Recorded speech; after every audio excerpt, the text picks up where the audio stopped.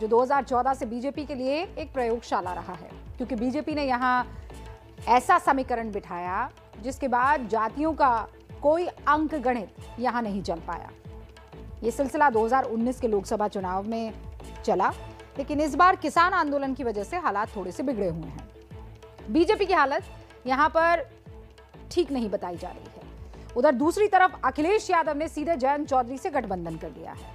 Samajwadi party किसानों के लिए बड़े बड़े वादे भी कर रही है।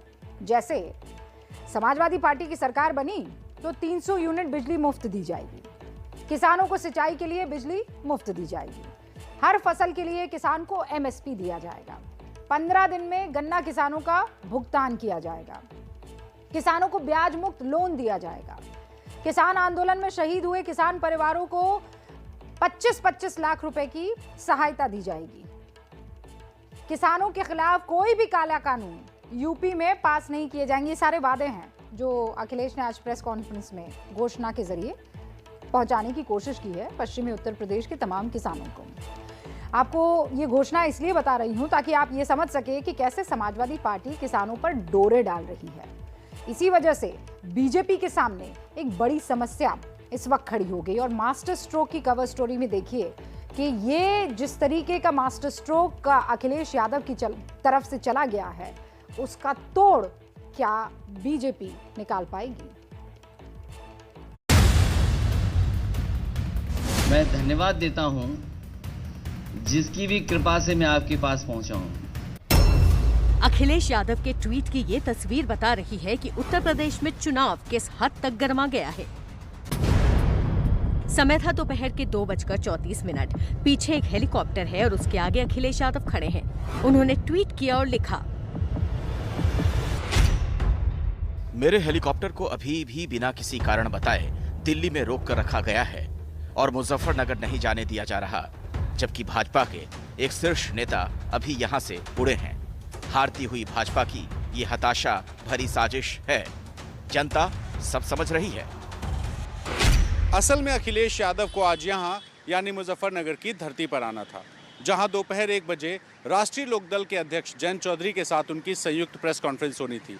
इस प्रेस कॉन्फ्रेंस का मकसद दोनों दलों के ऐसे कार्यकर्ता जो टिकटों के बंटवारे को लेकर अंदर खाने में नाराज बताए जा रहे हैं, उनकी नाराजगी को दूर करना था। लेकिन अखिलेश यादव के ट्वीट से ऐसा लगा कि जैसे जानबूझकर उनके हेलीकॉप्टर को रोक कर रखा गया था। क्या ऐसा था? और नियम क्या कहते हैं? आखिर अखिलेश के हेलीकॉप्टर को उड़ने में देरी क्यों हुई? वो 2 तरह की परमिशन की जरूरत होती है। एक एडीसी है, एयर डिफेंस कंट्रोल, और एक है फ्लाइंग इंफॉर्मेशन सेंटर।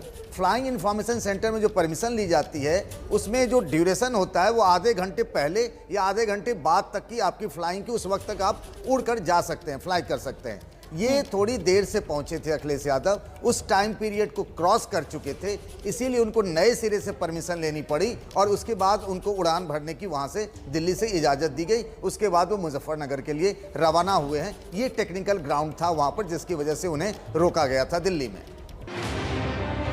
बहरहाल अखिलेश यादव देरी से ही सही मुजफ्फरनगर पहुंचे और वहां भी उन्होंने उस देरी का जिक्र करते हुए राजनीति कर दी। मैं इस विलंब के लिए आप लोगों से क्षमा मांगता हूं।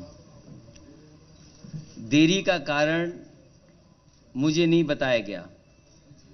मैं कई घंटे हेलीकॉप्टर में बैठा रहा, रिफ्यूल कराना पड़ा, उसके बाद मैं आपके बीच में पहुंचा हूं। मैं धन्यवाद देता हूं जिसकी भी कृपा से मैं आपके पास पहुंचा हूं। चुनाव में राजनीति के लिए ऐसे छोटे मोटे मौके बहुत तलाशे जाते हैं। जैसे आज ही बीजेपी की तरफ से जिन्ना का नाम लेकर समाजवादी पार्टी पर निशाना साधा गया। हम गन्ना की बात करेंगे, वो जिन्ना की बात करेंगे। हिंदू मुस्लिम जिन्ना 2.5 महीने वो सरकारी मेहमान है उत्तर प्रदेश में, वो यहाँ पर रहेंगे।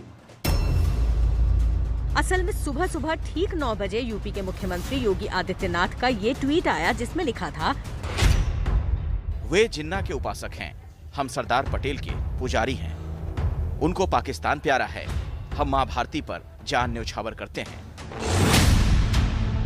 चुनावी समर में ऐसे ट्वीट में समाहित होता है कि ये था किसके लिए, नाम लिखने की जरूरत नहीं होती।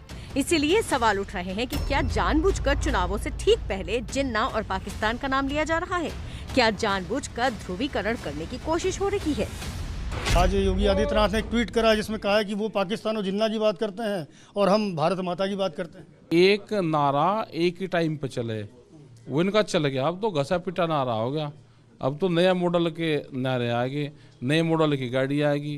पुराना मॉडल अब नहीं दौड़ में चलने का। दरअसल पूरा गणित ही पश्चिमी उत्तर प्रदेश को लेकर है, क्योंकि 2 लोकसभा और 1 विधानसभा चुनाव में ये इलाका बीजेपी के लिए वोटों की खान की तरह साबित हुआ।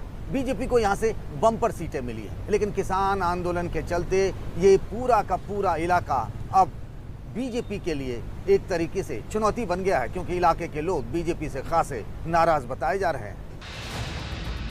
इसके अलावा अखिलेश यादव और जयंत चौधरी की ये नई दोस्ती भी बीजेपी की मुश्किलें बढ़ा रही है। बहुत लोग संशय भी लगा रहे थे संगम होगा कि नहीं, लेकिन हमारा तो संगम पहले ही हो चुका है। हमारा निर्णय ठोस है।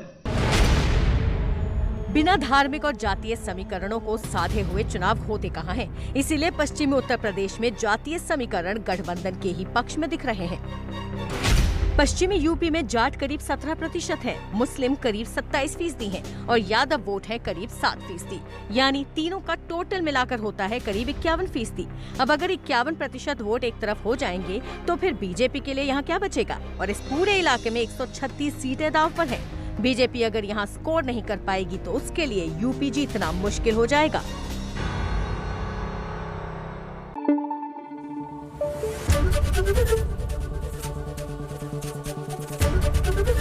एबीपी न्यूज आपको रखे आगे।